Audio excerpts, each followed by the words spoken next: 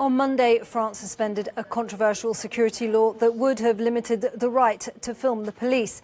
There had been weeks of outcry and protests, so critics of the bill were jubilant that the planned legislation was dropped. But police unions and officers say they're still worried that they could be identified and targeted for the work they do. Our international correspondent Annalise Borges is in Paris for us. Hello there to you, Annalise. So police have been charged over the beating of Michel Zecler. Now, you have been speaking to an officer about this. What did he tell you?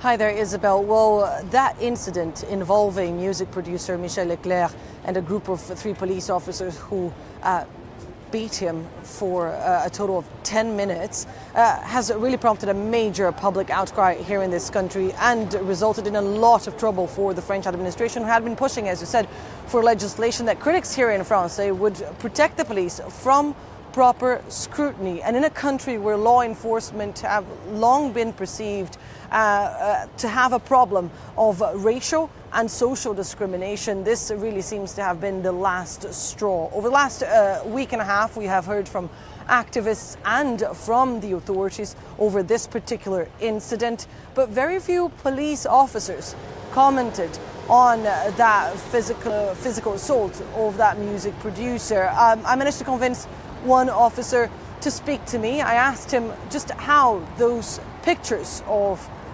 extreme violence made him feel and whether he believed public trust could be restored. Everyone agrees these images are shocking and that the policemen acted in violation of their duties. Plus, they shouldn't have done it. They should have stopped. Clearly they should have stopped. But I always say that these operations are difficult. When someone resists, you have to use violence, but it needs to be proportionate. If you use disproportionate force, then you cross the line. My colleagues have certainly made a mistake, and justice is being done, but there are 155,000 police officers, men and women, who work really hard for the security of the French people. We do our work.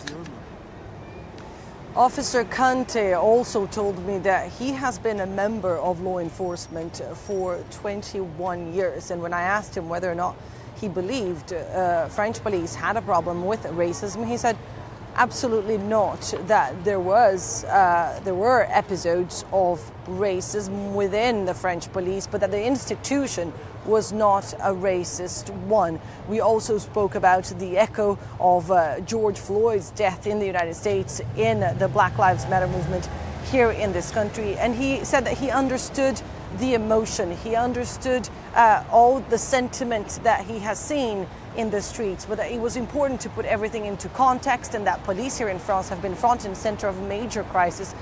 They have been overwhelmed by the amount of work, he said, that they have had to cope with since 2015, since terror attacks struck this country, and then they have had to deal with a wave of popular discontent that has become known as the Yellow Vest movement. He said, all in all, episodes like the beating of Michel Zecler should serve the police as an example, as to something that should not happen again, but also as the possibility of reforms for the police to study its practices and for reform to be implemented when needed. Isabel?